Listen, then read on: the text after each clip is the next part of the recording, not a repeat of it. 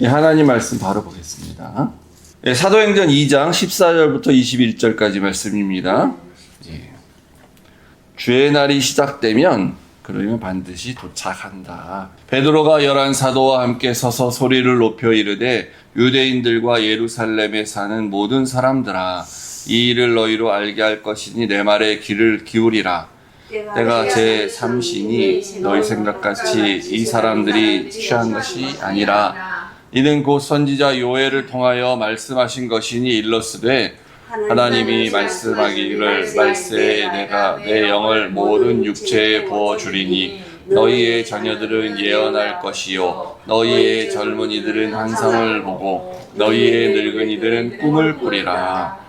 그때 내가 내 영을 내 남종과 여종들에게 부어주리니 그들이 예언할 것이요 또 내가 위로 하늘에서는 기사를 아래로 땅에서는 징조를 베풀리니 피와 불과 연기로다. 주의 크고 영화로운 날이 이르기 전에 해가 변하여 어두워지고 달이 변하여 피가 되리라. 누구든지 주의 이름을 부르는 자는 구원을 받으리라 하였느니라. 아멘. 아버지 하나님, 우리 사도행전을 통해서 정말 사도들이 전하고자 하는 게 무엇이었는지를 우리가 본질을 깨닫기로 합니다. 그리고 나서 그들이 사용했던 도구들, 또 그들에게 임했던 여러 현상들, 그런 것들을 우리가 더 정확하게 어떻게 해석해야 되는지를 깨닫기로 하나오니, 오늘도 그때 임하셨던 성령님께서 오늘 우리의 이 자리에 함께 임하시고 함께하여 주시고 우리를 조명하여 주셔서 정말 하나님이 원하시는 말씀을 잘 해석하는 그런 날이 되게 하여 주시옵소서. 예수님 이름으로 기도했습니다. 아멘. 이제 우리가 가족 여행을 언제 한번 가자 이렇게 해서 어떤 특정한 날을 잡아서 여행을 계획을 했는데 못 가는 경우가 가끔 생기죠. 뭐 대부분 물론 갑니다. 뭐 이렇게 회사에서 급한 일이 갑자기 생겼다든지 친인척 중에 무슨 일이 뭐 생겼다든가 아니면 이제 외부적 요인으로 뭐 항공편이 갑자기 뭐 취소가 되는 뭐 그리고 갈라 그랬는데 갑자기 전쟁이 난다 뭐 이러면 이제 성지순례 같은 거 못 가는 거예요. 그럼 입국이 안 되고 그러니까 뭐 그럴 수도 있죠. 근데 이제 그렇게 했는데 그 다음에 다른 날짜 잡아서 가자 했는데 또 뭐 때문에 못 가. 이렇게 몇 번 반복되면 이제 아이들은 조금 의심을 하기 시작할 수 있어요. 이 아빠가 정말 여행 갈 마음이 있는 거냐 없는 거냐, 괜히 가기 싫어서 자꾸 저러는 거 아니냐, 비행기편 정말 샀었나 이럴 수 있는 거죠. 그러다가 어느 날 이제 진짜로 공항에 가서 비행기를 타면 그러면 이제는 정말 가는구나, 진짜지 가는 거지, 이제 바뀔 수가 없지. 물론 이제 여행지에 가서 또 많은 일이 생길 수도 있습니다. 그래서 어쨌든 확실히 가는구나, 이제 그때는 알 수 있어요. 서론으로 제가 이런 비유를 말씀드린 것을 이제 좀 기억해 하시고 왜 이런 말씀을 드렸는지는 이제 이따가 나옵니다. 그래서 우리가 이제 본문을 보도록 하겠습니다. 이 앞에 이제 어떤 일이 있었습니까? 어떤 일이 있었습니까? 그 오순절 성령 강림 때에 제자들이 외국어로 복음을 전하기 시작을 했어요. 외국말을 하기 시작을 한 겁니다. 그리고 그때 오순절이었기 때문에 당시 인근 지역에서 많은 유대인들이 예루살렘에 이제 와 있었습니다. 그런데 갑자기 그 소위 예수의 제자라고 했던 사람들과 또 다른 무리들이 막 이렇게 외국어로 말을 하는 걸 볼 때에 어떤 사람들은 저거는 내가 지금 나고 자랐던 어디 그 마게도니아 지방의 말인데 저건 어디죠, 아프리카 어디 북부 지방의 어디 말인데 저 사람들이 어떻게 저런 말을 알고 저렇게 하지 하면서 놀라고 기이 여겼다 하는 사람이 있었고요. 그리고 일부 사람들은 못 알아들으니까 일단 그냥 그러면 이제 아무 말이나 짓거리는 것처럼 들릴 거 아니에요. 그래서 조롱을 했죠. 새술에 취했냐 하고 비웃었습니다. 그때 이제 베드로가 그거 아니다, 우리 술 취한 거 아니다 라고 하는 말이 이제 14절 15절에 나오는 건데, 지금 때가 3시야, 그러니까 이제 오전 9시라는 겁니다. 유대인의 문화에서는 아침부터 술 취해 있는 사람은 없어요. 대부분 나라 그러지. 밤에 술 취하고 이제 술주정을 하든 하고 아침에는 이제 숙취가 좀 있는 경우는 있겠죠. 근데 유대인은 특히 더 그래요. 일단 시간적으로도 아니잖아. 술 취한 거 아니야. 그러면서 그 구약 성경 중에 요엘서 2장 28절부터 32절까지를 이제 인용을 하는 겁니다. 그러니까 베드로는 우리가 술 취한 게 아니다 라고 말해도, 요 정도만 말해도 술 취한 건 아닌구나 라고 알 수 있잖아요. 유대인 문화 이런 게 없다니까. 그런데 왜 술 취한 게 아니다라는 걸 이렇게 뭐랄까 더 증명한다 할까요? 더 강조하고 이렇게 설명하기 위해서 구약 성경을 인용을 할 필요가 있을까? 그래서 술 취한 게 아니라고 하면 되지. 그래야 우리 지금 외국어 하는 거야 지금. 저 사람들 봐, 자기네 나라 말로 우리가 말하고 있다고 그러잖아. 그렇게 말하면 되잖아요, 그냥. 그리고 이제 복음 그냥 전하면 되지. 헬라어로 하든지 아니면 히브리어로 하든지 아람어로 하든지. 외국어 좀 하고 나서 더 이상 안 해도 되는 거잖아요. 근데 구약 성경까지 굳이 인용을 해? 그것도 요엘서를 인용을 할까? 그런 의문이 들지 않습니까? 그래서 이제 베드로가 인용을 하는데 요엘서에 이렇게 나와요.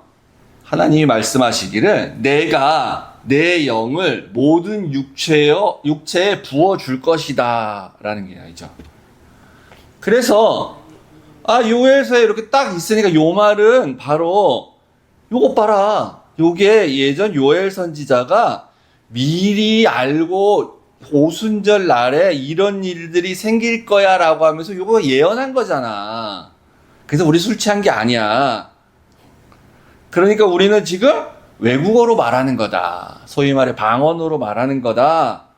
라고 요 구절을 갖다 씁니다. 어떻게 보면은 맞는 것 같기도 하죠. 성령이 오순절날 성령이 임재하셨다라는 측면에서 보면 내가 내 영을 모든 육체에 부어주리라고 했던 말이 딱 맞는 것 같아요. 그러니까 이 말은 오순절을 얘기하는 것처럼 보여요. 그런데 사실 내용을 자세히 보면은 요엘서의 내용과 이 사도행전 2장 오순절에 일어난 일은 사실 같은 게 하나도 없습니다. 여기 모든 육체에 부어주신다 그랬잖아. 근데 사도행전 어떻게 됐습니까? 오순절날? 소수의 사람들만 받았어요. 제자들과 거기 같이 기도했던 사람들만 받았어요. 그 사람들만. 거기에 성령이 임했어요. 나머지 사람들한테 성령 안 임했어요, 지금. 일단 여기 상황을 보면. 그렇잖아요. 그리고 그러면 이게 이제 성령이 오면 임재하면 예언도 하고 환상을 보고 꿈도 꾸고 막 이럴 거라 그랬잖아요. 그런데 성령이 임재했던 사람들이 이런 걸 한다는 기록 없습니다. 전혀. 방언만 했어요. 외국어만 했어.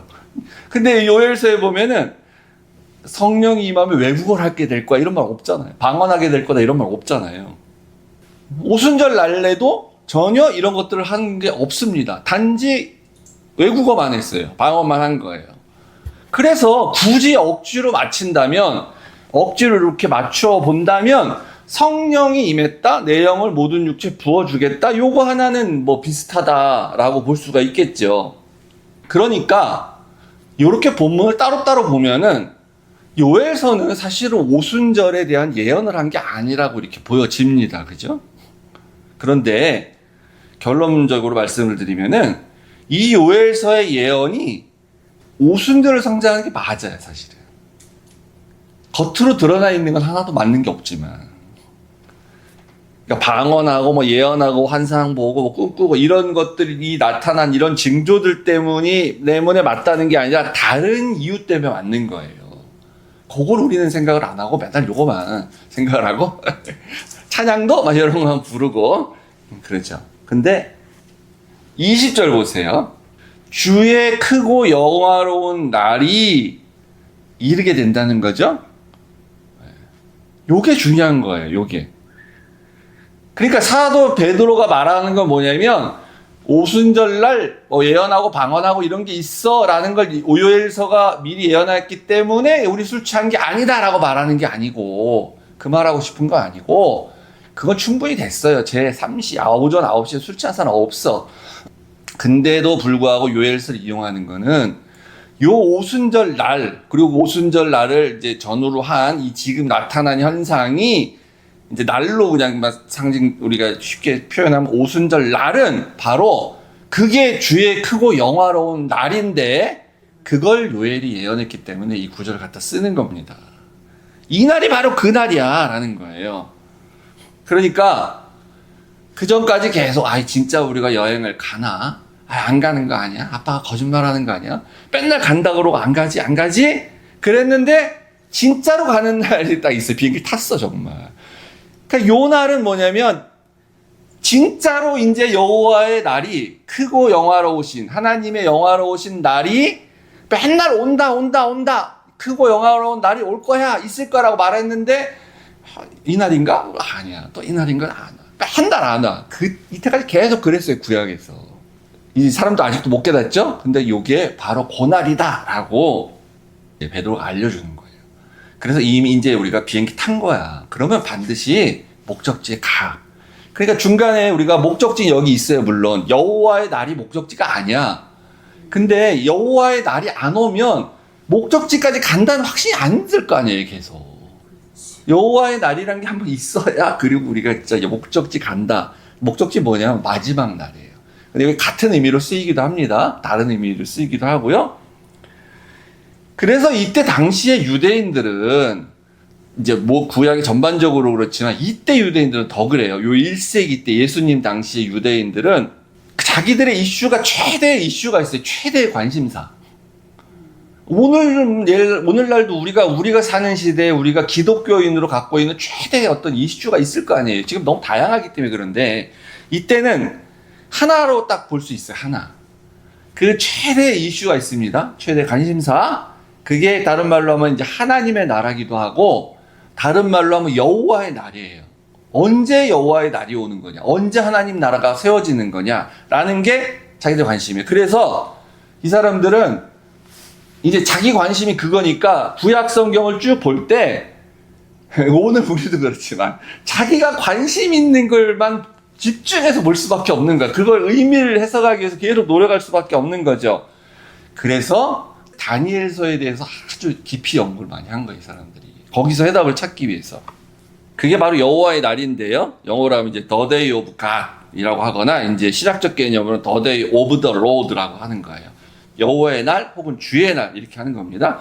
그래서 구약의 대표적인 구절 몇 개만 이렇게 보겠습니다. 이런 말 많이 나와요. 거기서 보면은 아모스 5장 18절 우리 같이 한번 읽어볼까? 시작.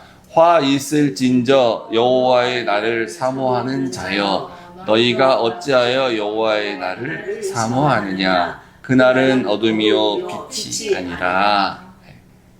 그러니까 이제 이 말 딱 그 뜻은 그런 거 아니에요.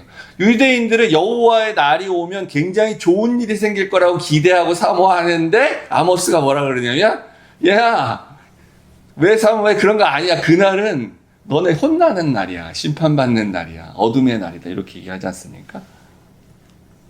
근데 사실은 이제 양면성이 있는 거예요. 영광스러운 날이기도 해요. 스바냐 1장 14절 같이 읽어볼까요? 여호와의 큰 날이 가깝도다. 가깝도도 빠르도다. 여호와의 날이 소리로다. 용사가 거기서 심히 슬피 우는도다. 계속 가깝다 고다 얘기를 했는데 안 와. 계속 여호와의 날이라고 할 수 있는 뭐가 없어요. 계속 유대 역사에. 그러다가 이제 오늘 우리가 이 베드로가 인용한 요엘서에 집중적으로 나오는데 원래 인용은 2장 28절부터인데 11절만 한번 읽어보겠습니다. 시작. 여호와께서 그의 군대 앞에서 소리를 지르시고 그의 진영은 심히 크고 그의 명령을 행하는 자는 강하니 여호와의 날이 크고 심히 두렵도다. 당할 자가 누구냐. 이렇게 구약에서 계속 여호와의 날을 얘기를 합니다. 그래서 이 여호와의 날은 유대인들이 기대할 때 기대하면서 알고 있는 건 뭐냐면 이게 특정한 날, 어떤 한 날, 몇 월 며칠 날에 24시간을 말하는 건 아니에요. 당연히 어떤 일정한 기간일 수도 있고요. 어쨌거나 하여튼 뭔가 여호와의 날이라고 할 수 있는 뭔가가 일어나야 돼. 어느 날인가. 근데 그 날은 어떻게 되는 거냐면은 정말로 하나님이 진짜로 개입한 거다. 이거는 이렇게 볼만한 뭐가 있어야 돼. 예를 들면 홍해가 이렇게 쭉 갈라진다든지 하나님이 개입하셔서 이렇게 됐다라는 거라든지 뭔가 이런 게 보여져야 돼. 하여튼 간에 특이한 일이 일어나야 돼요. 왜 요거를 최대 관심이 사면서 이제 여기에 집중을 할까요?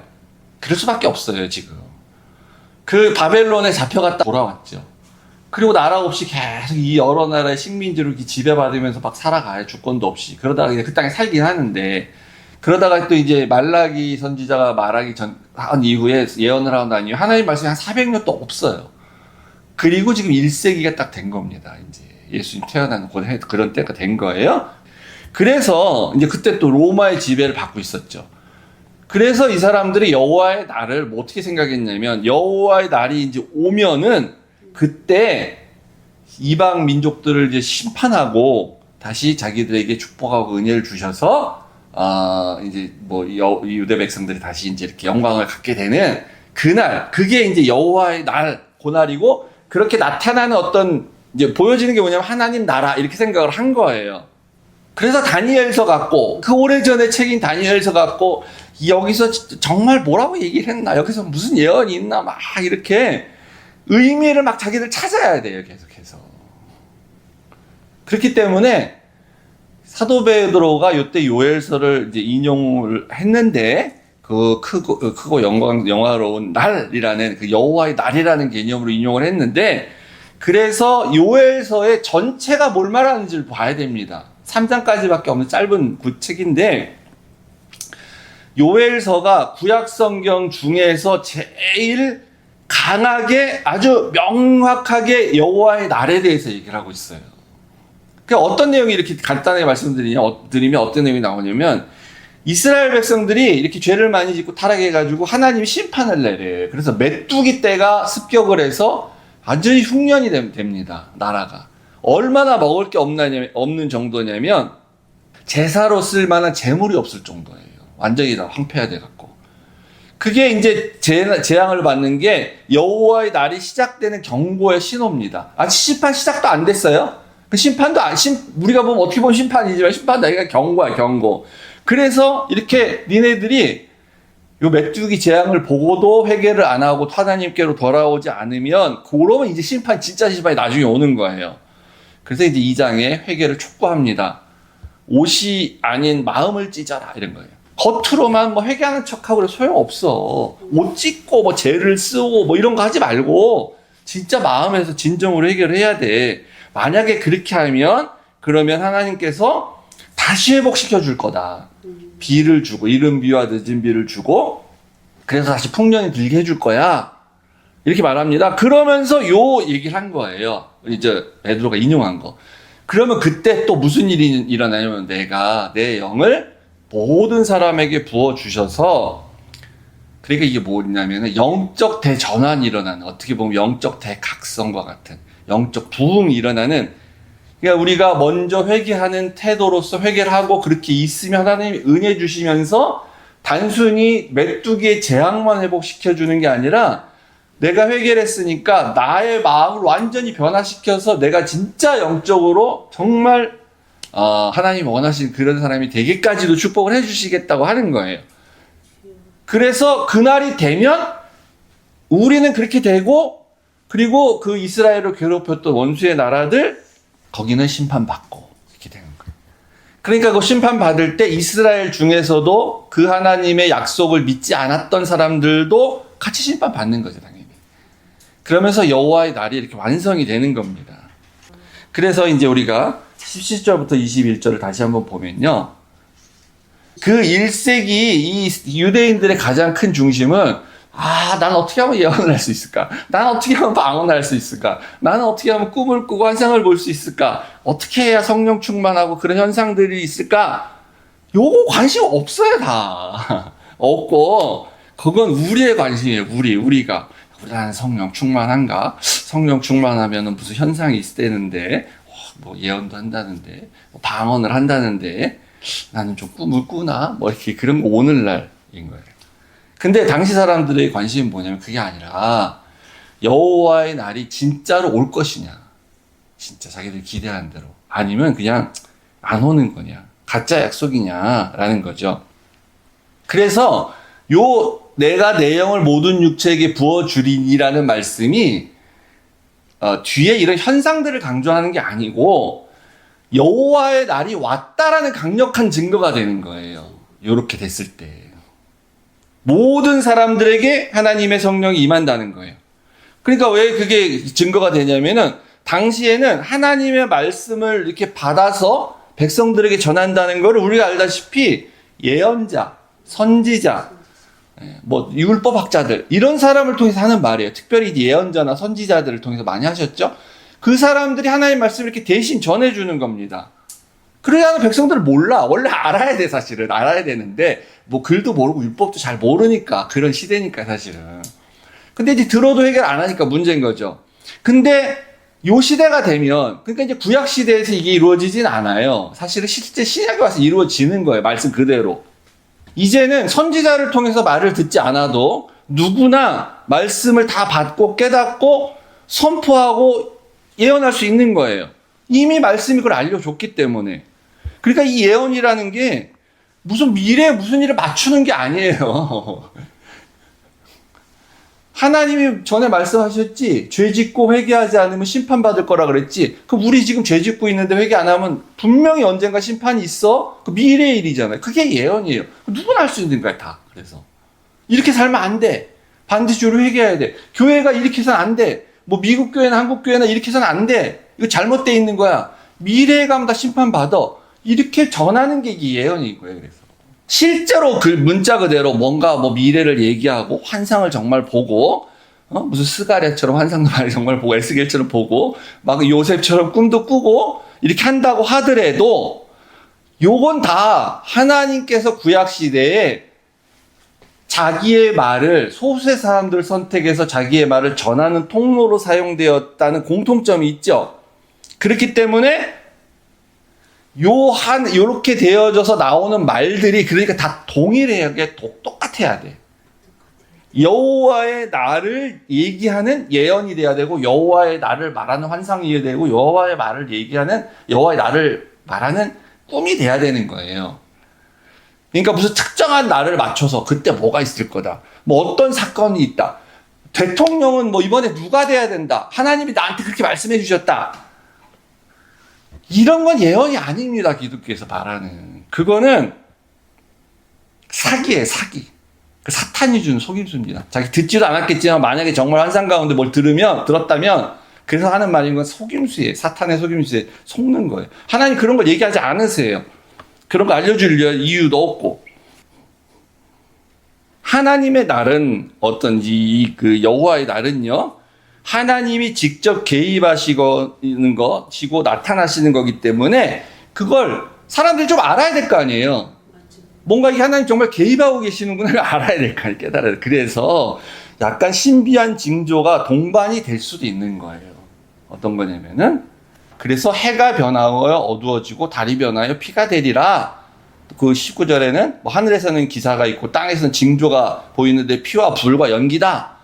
그러니까 실제로 이런 일이 일어난다는 게 아니라 이거는 당시에 이제 그 사람들이 받아들인 인식 속에서 표현되는 어떤 특별한 현상이 일어날 거다라고 하는 이제 표현들이고요. 이제 과학적으로 정말 이렇게 된다는 게 아닙니다. 물리적 현상으로 이렇게 된다는 게 아니에요. 그냥 그날은 뭔가 특별해. 뭔가가 이거 신적인 어떤 현상이 일어나는 것 같아. 라는 걸 느낄 수 있게 이렇게 되어진다는 거죠. 그래서 베드로가 이 요엘서를 인용한 것이 성령 충만 강조하려고 하는 게 아닙니다. 우리한테 성령 충만 받아라라고 얘기하는 게 아니에요. 그리고 그 증거는 예언하고 환상 보고 꿈꾸고 뭐 방언해야 돼. 이런 거 너희들이 해야 돼. 그 얘기 하고 싶어서 하는 게 아니에요. 아까 말씀드린 것처럼 요엘서 원래 본문은 방언한다는 얘기 자체도 없어요. 그냥. 우리가 집어넣은 거예요. 다 전부 그거. 베드로가 말하고 싶은 건 이거예요. 유대인 너희들이 지금 이 본토에 살지도 못하고 다 이 세계 각지 흩어져 살다가 지금 오순절이라고 해서 여기 왔지. 우리 원래 여기 살고 예루살렘에 살고 있는 물론 유대인들도 마찬가지고요. 너희들이 그렇게 간절히 원하고 애타게 기다리고 있는 여호와의 날이 지금 이미 왔다. 시작됐다라는 거예요. 그 말을 하기 위해서 이 요엘서를 인용을 하고 있는 겁니다. 봐라. 비행기 타고 우리 떠나잖아. 반드시 그런 목적지에 도착해. 그래서 여호와의 날이 이제 시작됐으니까 반드시 마지막 날도 와. 그걸 알려는 거죠. 그게 뭐냐? 모든 사람들에게 차별 없이 임하는 거, 성령이. 그게 증거야. 새 시대가 온 거야. 구약 시대에는 특정한 사람들에게만 임했지.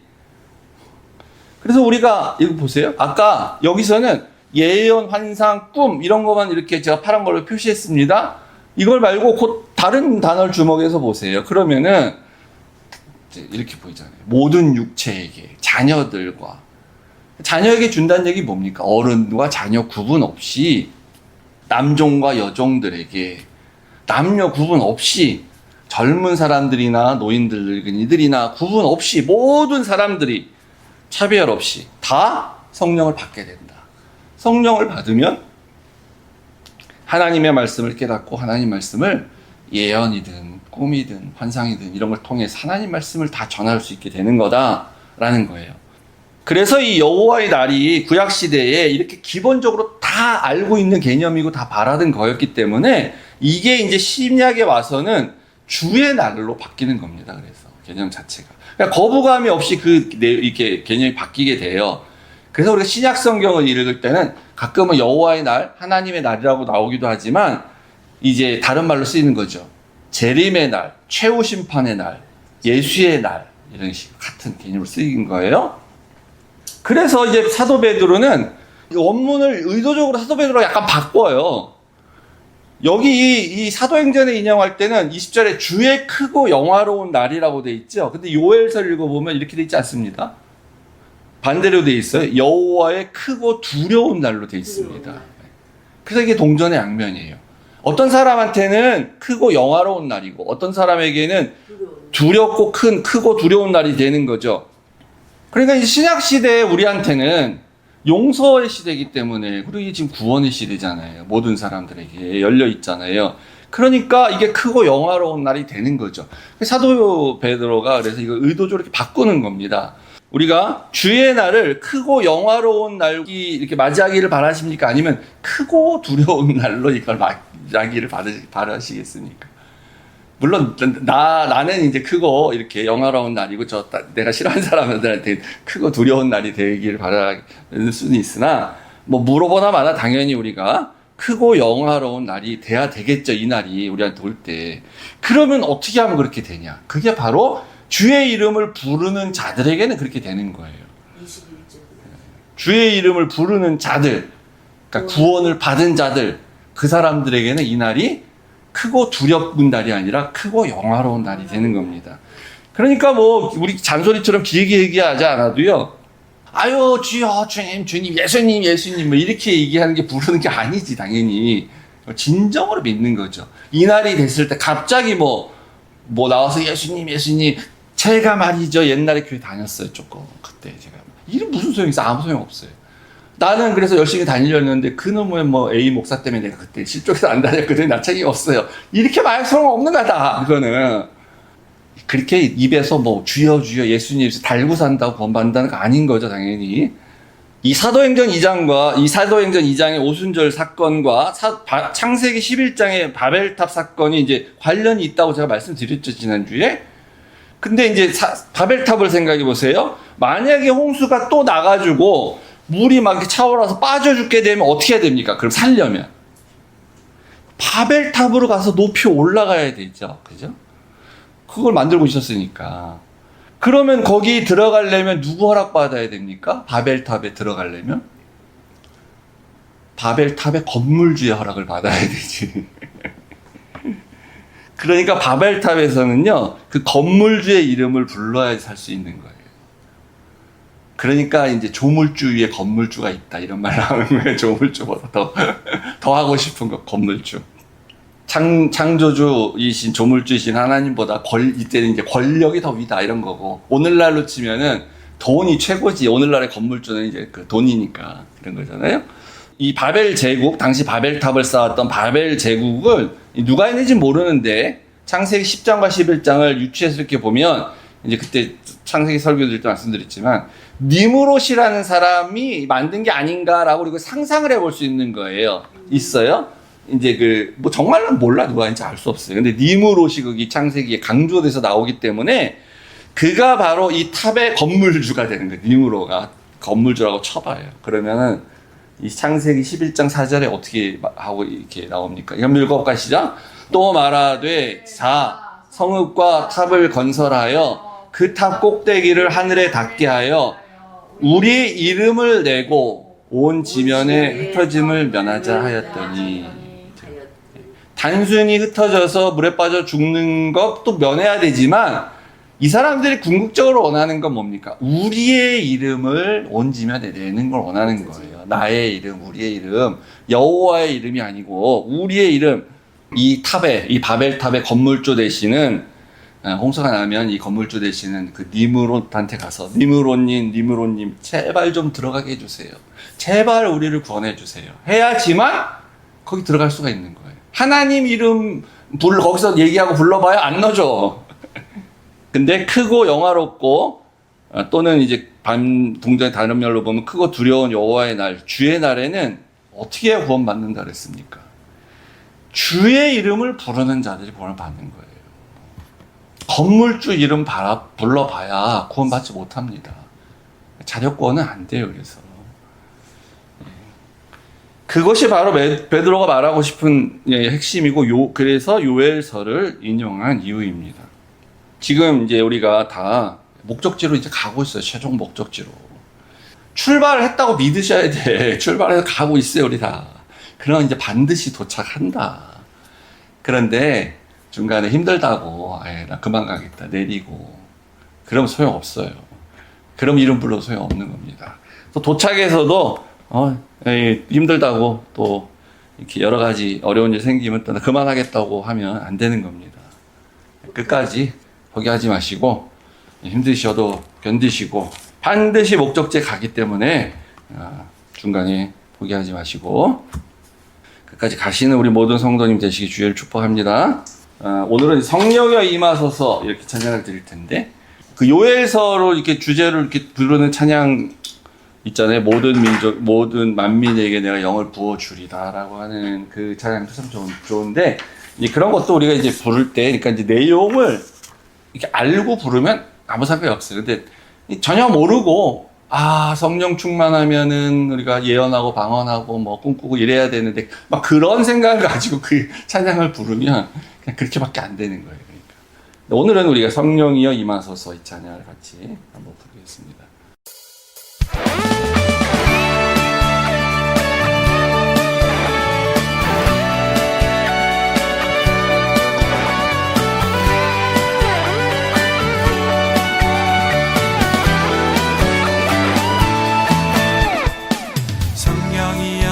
소서 메마른 나의 심령 위에 주님의 은혜에 담비 내려 나를 벅적 셔주옵소서. 주의 권세 주의 능력 지금 이 시간 임하셔서 악한 권세 모두 깨뜨리고 주님 나라 임하소서.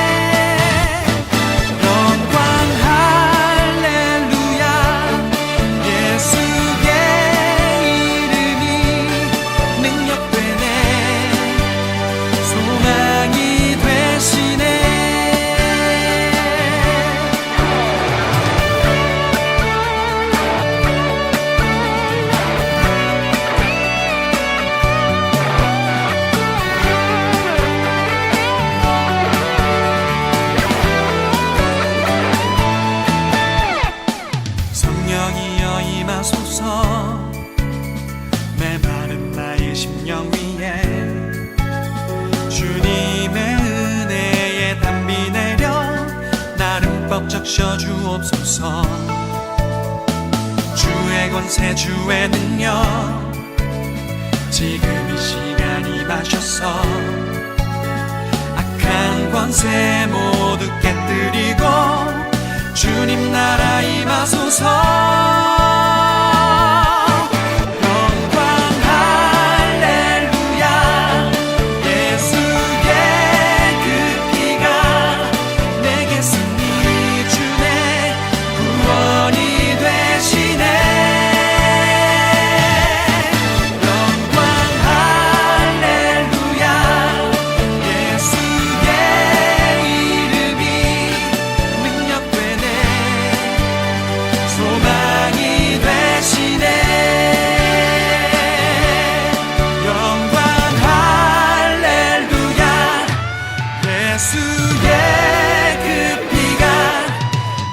승리